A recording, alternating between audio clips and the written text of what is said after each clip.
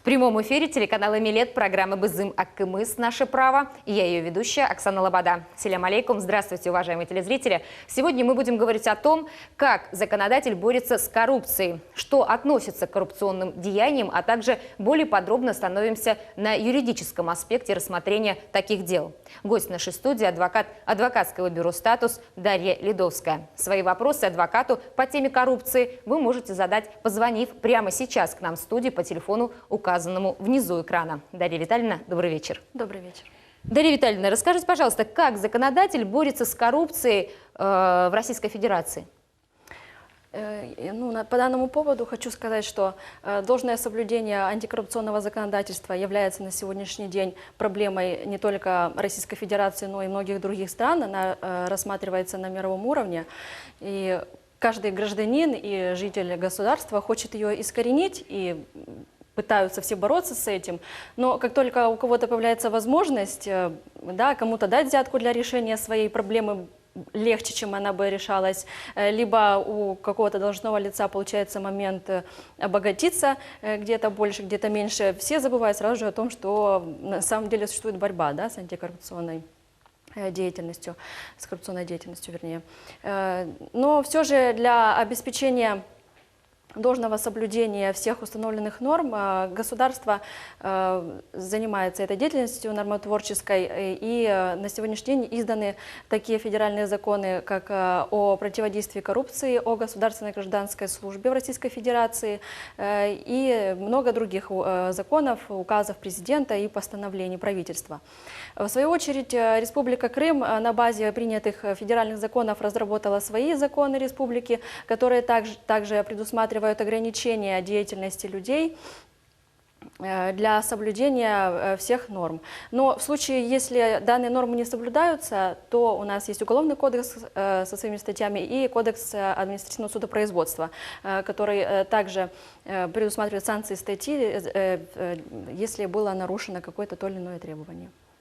Спасибо. Расскажите, пожалуйста, об обязанностях работодателя той или иной организации в сфере соблюдения коррупционного законодательства.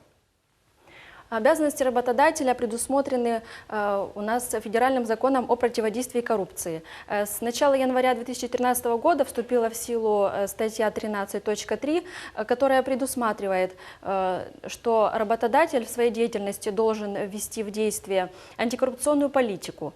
Данная антикоррупционная политика заключается в определении лиц, которые ответственны за поддержание деятельности в данной сфере. Это информирование всех работников об изменениях, которые содержатся в антикоррупционных законодательствах, в сотрудничестве с правоохранительными органами с целью извещения их об уже совершенных действиях, либо о деятельности, которая ведется учреждением данной отрасли.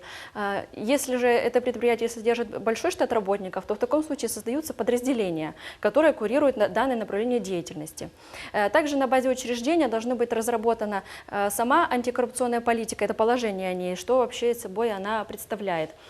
Также должен быть утвержден кодекс профессиональной этики и служебного поведения, который непосредственно включает в себя все ограничения в деятельности, которые должны предусматриваться работниками данного учреждения. Также в учреждении может быть утвержден порядок уведомления работодателя работниками в случае, если они столкнулись с тем или иным правонарушением. В настоящее время какой-либо ответственности за несоблюдение данных требований не установлено. Эта норма является не предусмотрена ответственность какая-то за то, если не будет введена антикоррупционная политика. Но все же, если она есть, это намного увеличивает усилия работодателя в том, чтобы противодействие в данном направлении им осуществлялось также. Дарья Витальевна, расскажите, пожалуйста, вот что касается обычных граждан, что законодатель говорит в этой сфере касательно простых граждан? То есть какие обязанности накладываются на граждан в антикоррупционной сфере? Для должного соблюдения антикоррупционного законодательства любой гражданин в первую очередь должен соблюдать следующие требования. Это уведомлять правоохранительные органы, либо работодателя, работодателя в первую очередь, если это к сотруднику применено, а уже в последующем правоохранительные органы, о склонении к коррупционным действиям его непосредственно. Также, если этот гражданин стал свидетелем того, что то или иное лицо склоняет кого-то, либо вымогает, осуществляет действия коррупционные, должен также уведомить правоохранительные органы, если он не является участником этих действий, но ему стало известно об этом. Еще в данные действия входит подача декларации о доходах и обязательствах имущественного характера в сроки, которые установлены. Раз в год, да? Да, у нас законом, потому что это также является в рамках этой деятельности предусмотрено.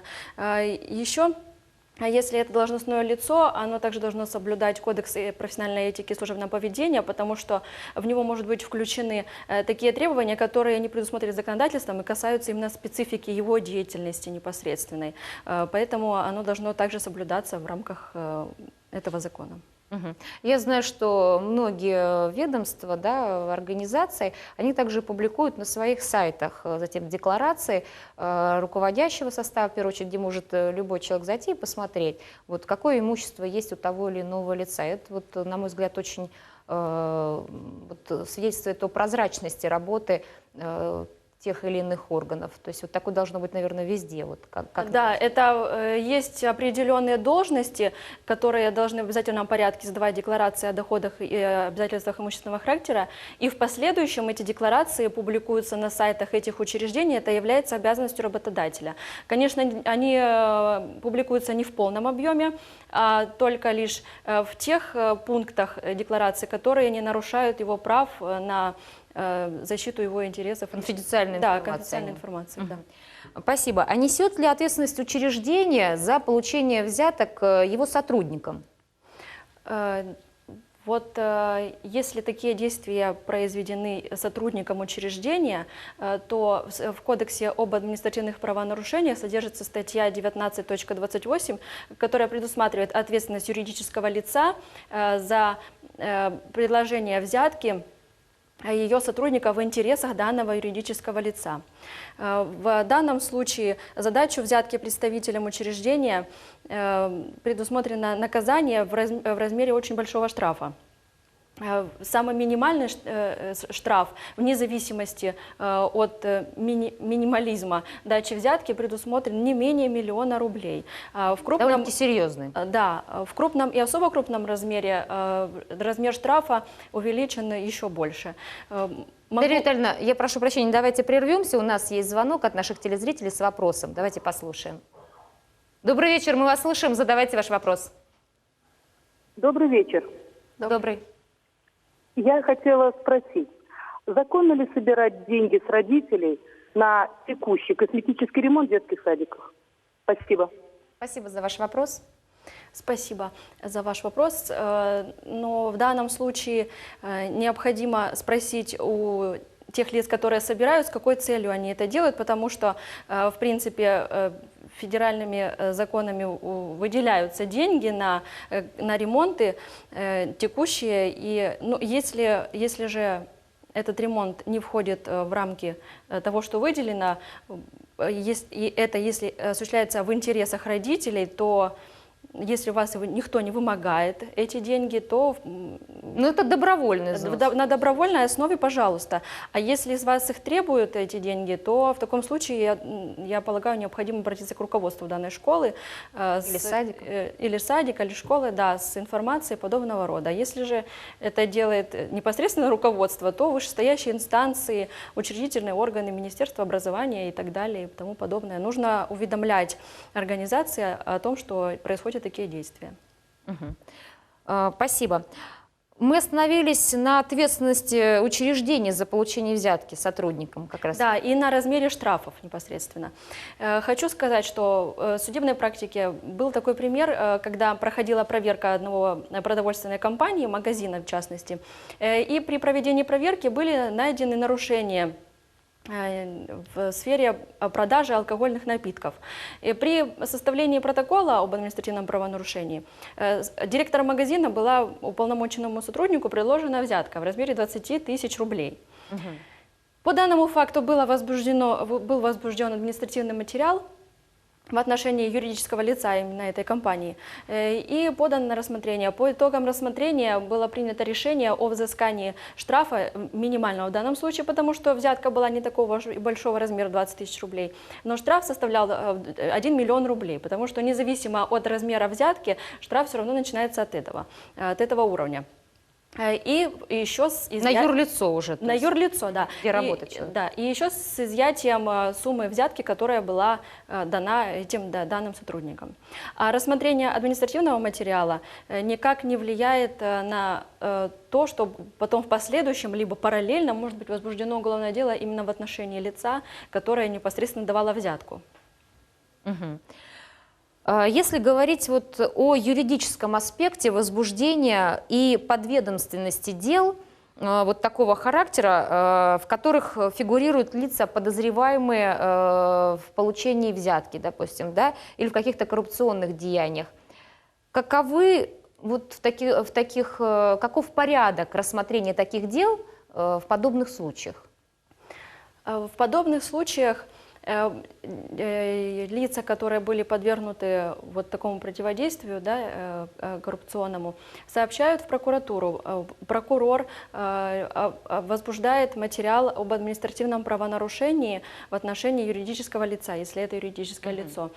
После чего этот материал направляется на рассмотрение в суд общей юрисдикции. Ну, в основном это, конечно же, законом предусмотрено, мировые судьи рассматривают такие материалы, но поскольку у нас в Республике Крым до конца еще не сформирован данный участок, то такие дела такого производства рассматриваются судом общей юрисдикции, но не арбитражным судом, потому что в основном дела с юридическими лицами рассматриваются арбитражным, но в данном случае это суд общей юрисдикции. Спасибо. Давайте послушаем, у нас есть вопрос от наших телезрителей. Добрый вечер, мы вас слушаем, задавайте ваш вопрос. Ага, добрый вечер. А по антикоррупции это по всем органам Российской Федерации воспринимается? Да, конечно, это все, что касается антикоррупционного законодательства. Вот меня интересует организация ФСП. Так. ФСБ? ФСП? По алиментам. ФСП, Федеральная да. служба судебных приставов. Да. Так, Так точно. какой вопрос? Вот, ну какой вопрос? Они просто беспредельничают и берут взятки наглым образом, заставляют бывших жен писать жалобы от их лица. Хотя на самом деле, когда начинаешь разбираться, я общался со своей женой, она говорит, я никуда не обращался, меня попросили ласково и вежливо, потому что хотят с тебя денег снять. А какие-то Я и в суд доказательства у вас обращался. есть вот, по поводу Ну, у меня, вот этих конечно, есть вымогательств? доказательства. У меня и район есть, где этим занимается, и сам судебный пристав, на него уже жалобы сколько было. И толку никакого. И суд мне отказывает в рассмотрении дела. Я уже и адвоката нанял, мы уже долго с этим воюем. Уже год. То есть вы по вот этим конкретным фактам, на ваш взгляд, вымогательства со стороны судебного пристава Незаконно на меня жалобы арест писали, наложили. да? Лишили меня прав неофициально. У меня вторая семья, 2 маленьких детей, отец инвалид. Они меня лишили прав, принуждают меня заплатить задолженность, хотя они неправильно мне сделали расчет по задолженности. Адвокат это доказал, все равно они петляют, увиливают, откладывают. Что-то надо уточнить еще? Уточнять. Спасибо большое за ваш вопрос. Спасибо. Спасибо. Я вам хочу сказать, что в принципе вы предпринимаете все необходимые действия, которые в данном случае предусмотрены, и нужно писать жалобы вышестоящим приставам для рассмотрения, нужно обращаться в правоохранительные органы с просьбой зафиксировать момент вымогательства, взятки, и вот, чтобы они с вами провели работу, и все это было в рамках действий, которые предусмотрены законом. Потому что, судя по вашим рассказам, действительно там имеет место быть правонарушение, просто все зависит от наличия доказательств. То есть необходимо обратиться именно уже вот в следственный орган. В правоохранительные органы нужно обратиться, да, с заявлением подобного характера. О вымогательстве конкретно, да? Спасибо. А скажите, пожалуйста, Дарья Витальевна, вот что касается вот именно доказательств, да, Какие доказательства в первую очередь вот, необходимо собирать по таким делам? Что это может быть? Вот что за доказательства могут быть вот, по подобным делам? Сбором доказательств в данном случае занимается то лицо, которое хочет обвинить человека в том или ином в области коррупции. Да? Это может быть как и меченые купюры, так и аудиозапись, если она совершена должным образом с разрешением и уведомленности об этом. Ну, хотя и не уведомлен, может проводиться экспертиза по данным случаям. Но в случае рассмотрения административного материала в отношении юридического лица ненадлежащий сбор доказательств может пойти ему на руку в случае того, что нужно говорить о том, что его работник действовал именно в его интересах. Поэтому лицу, которое заинтересовано в том, чтобы пресечь данное действие, нужно очень хорошо подойти. И очень тщательно подходить к сбору доказательств, именно вот к тому, как правильно их собирать, да, без нарушения вот этого порядка, то, что вы говорили, там и аудиозапись, она должна определенным образом проводиться, да, и храниться, наверное, тоже определенным образом. Конечно, конечно. И все остальные вот эти моменты, там, если это даже меченые какие-то купюры, то есть это все должно проводиться в определенном порядке. В определенном порядке, и если при этом присутствовали еще третьи лица, это вообще замечательно, это доказательство тоже рассматривается как надлежащее. Угу. Потому что иначе, в противном случае, это может быть потом в суде использовано против того, кто... Хотя эти доказательства действительно, может быть, да, вот, были бы эффективны, если бы они были правильно собраны. Конечно, да. Еще хочу сказать, что в случае вменения юридическому лицу статьи 19.28 КоАПа также он может избежать ответственности, ну, это может быть не совсем корректно, но если составлен неправильно протокол об административном правонарушении или присутствуют какие-то процессуальные нарушения в момент рассмотрения дела в суде, то, обжалуя эти действия, может быть затянут срок привлечения к административной ответственности, и в случае чего дело прекращено. Поэтому при составлении протокола, если лицо заинтересовано в успехе, да, нужно обязательно все соблюдать, и чтобы все было по правилам. Спасибо. Давайте послушаем, у нас есть еще звонок от телезрителей. Добрый вечер, говорите, мы вас слушаем. Добрый вечер. Алло, слышите меня? Да, мы вас слышим, говорите. Алло. Слышим. Добрый вечер. У меня такой вопрос. Скажите, пожалуйста, законно ли, когда ортопед предлагает купить у себя же в кабинете ортопедические стельки? То есть работник медицинского учреждения. Спасибо большое за ваш вопрос. Спасибо большое за вопрос. Хочу сказать, что если вам предлагают такие услуги врач у себя в кабинете, то в таком случае вам сразу же необходимо обратиться в администрацию медицинского учреждения с заявлением подобного рода, что у вас вот только что произошло. И врач будет отвечать уже по кодексу профессиональной этики и служебного поведения, если он имеется в данном учреждении. Я так полагаю, что в наших медицинских учреждениях имеются во всех такие положения. И в последующем уже перед правоохранительными органами, когда работодатель, проведя проверку и установит факт нарушения, которое имеет место быть, он совершает об этом правоохранительные органы. И вот уже это лицо будет привлечено к ответственности дисциплинарной, административной, уголовной, в зависимости от тяжести совершения правонарушения. То есть это вот именно по косвенно даже, да, вот похоже на коррупционное деяние. Это входит в структуру коррупционного деяния, да, оно просто имеет... Незаконно. Да, конечно.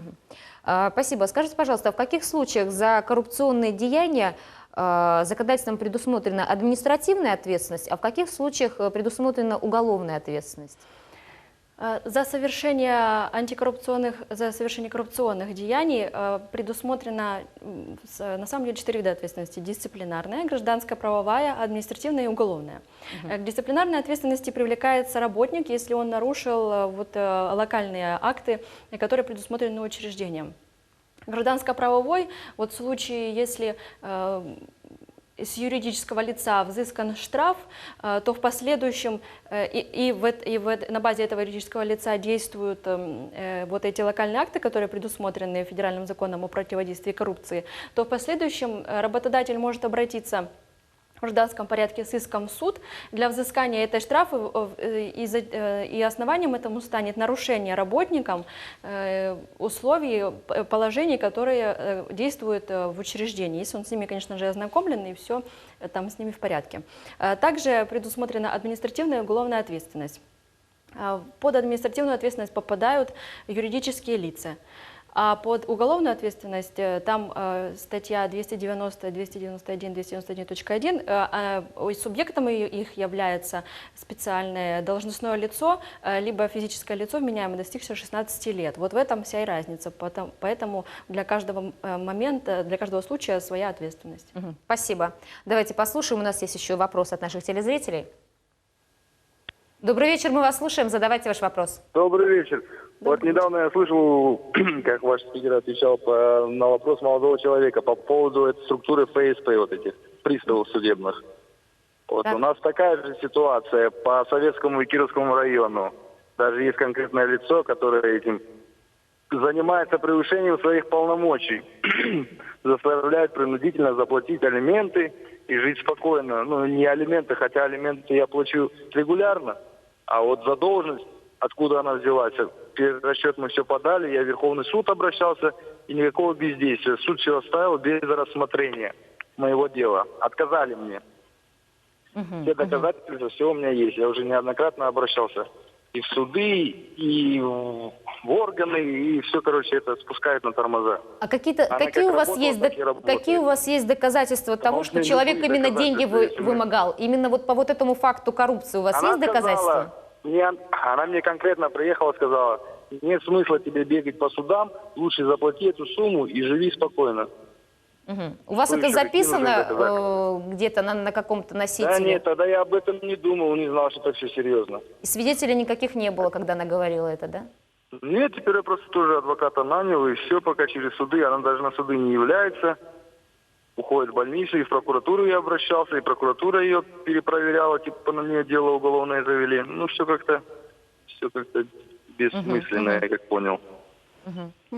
Спасибо за ваш вопрос. Спасибо за вопрос. Да, я повторю, что в первую очередь нужно себя обезопасить должным наличием доказательств в данном случае, потому что тут Без нужно доказательств обосновывать как-то свои невозможно действия. будет доказать факт вообще, да, вот этого Да, случившегося. и превышение полномочий – это немножко другая статья, поэтому рассматривать ее сейчас мы не будем, а именно по взятке вам необходимо обращаться в правоохранительные органы с просьбой зафиксировать именно процесс взятки. Если вы согласитесь ее давать, то сообщите об этом правоохранительные органы, и они вот именно сам процесс передачи зафиксируют, и будет этот человек привлечен к ответственности. Да, но сейчас уже, я думаю, это навряд ли произойдет, если он уже на нее жаловался и обращался, и писал там в следственные органы, да, в прокуратуру, то она уже не будет ему доверять. Я думаю, что навряд ли решится еще раз предложить ему, да, вот, дать ей деньги. Вот. Ну, в любом случае, что можно сказать, что в таких случаях всегда нужна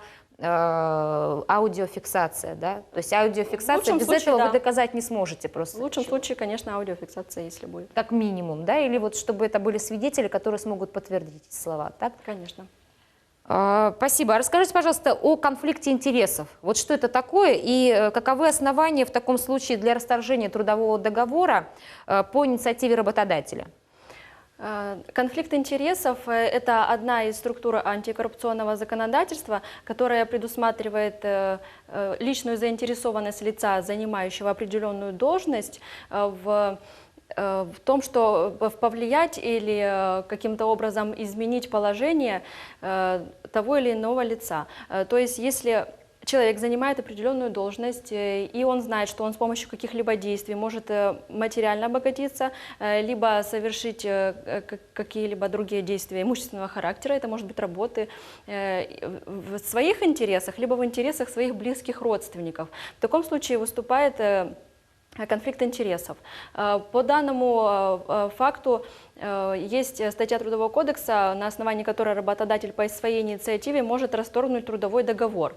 И в случае, чтобы такого не произошло, работодателю необходимо, этому человеку, который понимает, что в его работе возник конфликт интересов, необходимо обратиться к работодателю с таким сообщением. В противном случае Если вдруг будет установлено, что такой конфликт интересов имеет место быть, и он никак никем не устранялся, то такой человек будет уволен по пункту 7.1 части 1 статьи 81 Трудового кодекса. Спасибо. Дарья Витальевна, и в завершении вот нашей беседы, может быть, какие-то вот основные пункты вы бы выделили, на что следует обращать внимание вот при сборе, опять же, вот какой-то доказательной базы для судебного процесса вот по коррупционным деяниям, да, может быть, при вот начале этого процесса вы говорили в начале нашего разговора о протоколе, да, что особое внимание нужно также уделить при том, как составляется этот протокол. Вот какие моменты, вот что можно выделить, вот такой итог небольшой подвести? Когда составляется протокол об административном правонарушении, то практически все случилось. Уже правоохранительные органы заинтересовались в этом вопросе и уже оформляется сам процесс правонарушения.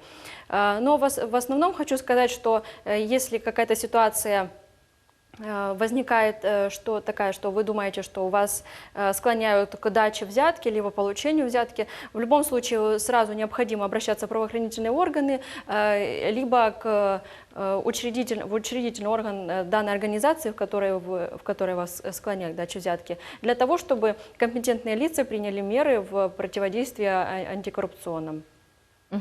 А если вот, например, обратный такой момент, что я знаю, что вот есть такие, по крайней мере, в СМИ, в интернете можно встретить мнение о том, что иногда правоохранительные органы идут на провокацию взятки. Ну вот, когда у нас была также передача коррупции с представителями прокуратуры республиканской, говорилось о том, что не имеют права по закону правоохранительные органы вот, идти на провокацию взятки. То есть проводить какие-то заранее запланированные действия с человеком, входить в доверие, долгое время с ним работать и потом эту же взятку и предложить.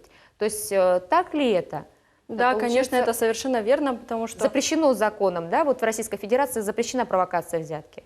Тем более уполномоченными сотрудниками полиции либо прокуратуры, конечно, они должны защищать закон, а не провоцировать людей на его нарушение. Поэтому, да, это неправильно, если такое будет. Незаконно, да? Да. Спасибо. Ну, время нашей программы уже подошло к завершению. Благодарю вас за то, что вы пришли к нам сегодня в студию и дали интересные советы, рекомендации, разъяснения по такой теме, как коррупция. Телезрителям я напомню, что мы говорили о том, как законодатель борется с коррупцией, что относится к коррупционным деяниям, а также более подробно остановились на юридическом аспекте рассмотрения таких дел. На вопросы отвечала адвокат адвокатского бюро «Статус» Дарья Ледовская. На этом все. До встречи в понедельник в 19:00. Тема следующей передачи – исполнение законодательства о льготах для репрессированных народов. Всего вам хорошего, не переключайтесь.